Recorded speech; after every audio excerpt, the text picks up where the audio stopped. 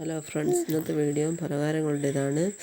2ാം ക്ലാസ്സിലെ കുഞ്ഞുമോളുടെ തട്ടുകട എന്ന പാഠവുമായി ബന്ധപ്പെട്ട് സ്കൂളിൽ പലഹാരങ്ങൾ കൊണ്ടുപോകേണ്ടതുണ്ട്. ആ കാര്യം എന്നോട് മറന്നുപോയിരുന്നു. രാത്രി തന്നെ അരി വേഗം വെള്ളത്തിലിട്ട് രാവിലത്തേക്ക് എല്ലാം ആട്ടി വെച്ച് റെഡിയാക്കി.